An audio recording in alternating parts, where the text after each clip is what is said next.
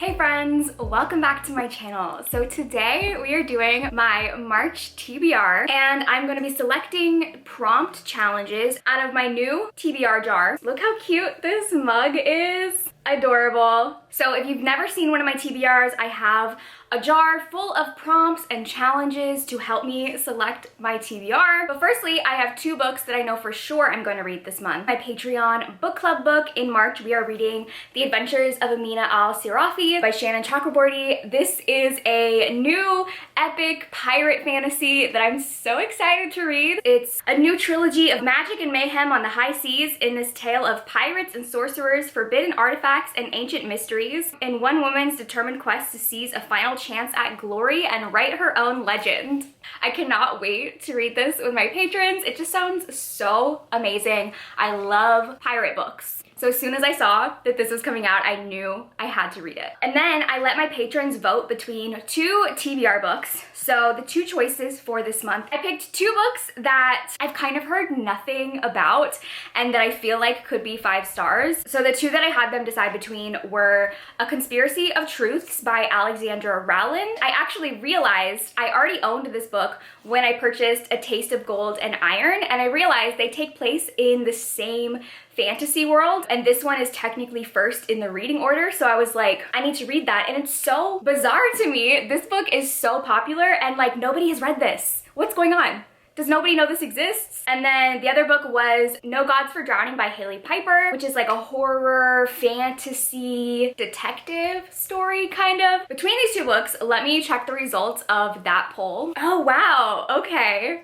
That's not what I expected. So A Conspiracy of Truths has 35% of the votes, and No Gods for Drowning has 65%. So I will be reading No Gods for Drowning. This book says that it is set in an alternate reality which updates mythology to near modern day. It is part dark fantasy, part noir detective story, where a serial killer has begun ritually sacrificing victims in order to summon her mother, a blood god. And then the main characters, Alex and Cecile, of Ace Investigations, have been tasked with hunting down the killer, not knowing that they're hunting their close friend. It sounds super good. I've had my eye on this for a while, so I am really excited to read this. For some reason, I thought the other book would win just because I know Alexandra Rowland is very popular right now. So these are the two books I will for sure be reading. Hopefully I can find some challenges in the jar to fit these into so I don't have to select even more books. All right, now it's time to select challenges out of the jar. First one is this one, a book with a number in the title. Episode 13 by Craig DeLuey. This is perfect. I've really been wanting to read this book. I just recently bought this. So this is a horror book that is kind of like a found footage style horror about this reality TV show crew who are doing like paranormal, it's like a paranormal investigation show, and it says they find themselves trapped in a nightmare of their own creation. And the book is told in like transcripts and journals and like video recordings, text messages. It's in like a found footage style. So I'm very excited to read this. Found footage horror is actually my favorite when it's done well.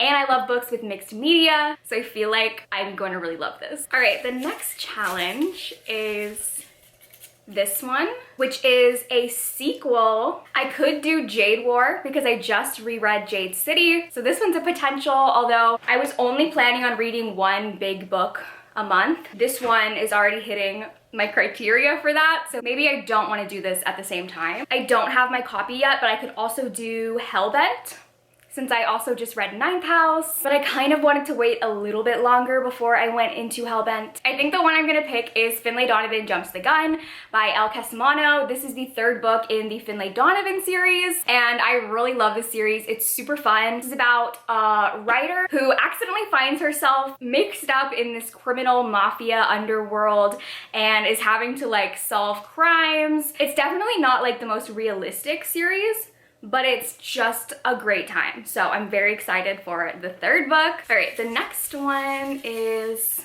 this one, which is a top book of 2023, meaning one of the books from my top books I wanted to read this year video. One of those books was No Gods for Drowning. So that is perfect. I can use this to fit that prompt. I actually completely forgot that I put this on that list. I really think I'm gonna love this. I feel like it combines so many different elements that I love. The very first line of this book is also a killer line. It says, "In the beginning, men were prey, and in the end, they would be prey again."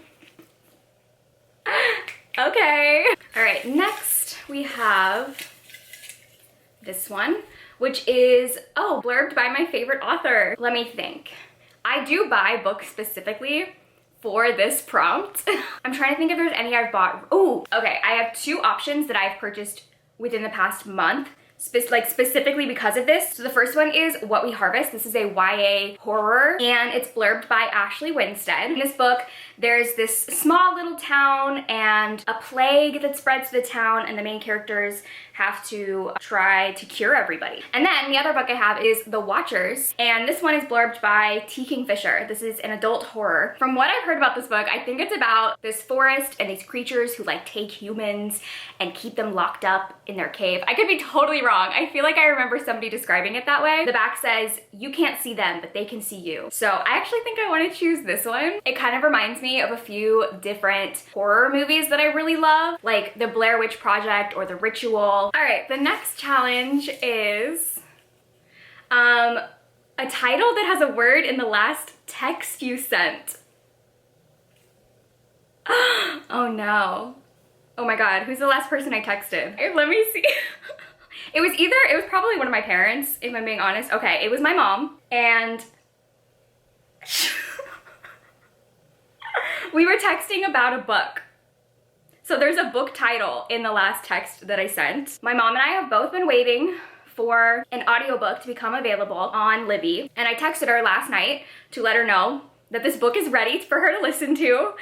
let me just go grab the book. So I texted her, "Daisy Jones is ready." And she said, "Yay, getting now." The way that was so unplanned. So yeah, Daisy Jones and the Six. This is perfect. I wanted to reread this before the show comes out, so I was planning on reading it whenever it became available. This is perfect. I'm so excited. The show looks amazing, and I'm excited to read this again. The first time that I read this, I have a vlog like from years and years and years ago of me reading it, and the first half of the book I could not get into. I was not enjoying it. I remember saying in the vlog that I was like almost gonna DNF it, and then I came back like the next clip and I was like, never mind, I love it. I love it. So I am excited to read it again and actually like probably enjoy the whole thing this time, because it was a slower burn for me the first time, where I wasn't enjoying it at first and then I loved it by the end. And now I think rereading it, I will have an even better experience with it. So very excited for this. I'm also so excited to hear what my mom thinks about it. Next challenge is a book set at sea, which is perfect for this one. So yeah, like I said, this is a pirate fantasy book about this girl who is a very notorious pirate. It says she's survived backstabbing rogues, vengeful merchant princes, several husbands, and one actual demon. And now she just wants to retire, but she's offered one last job to track down this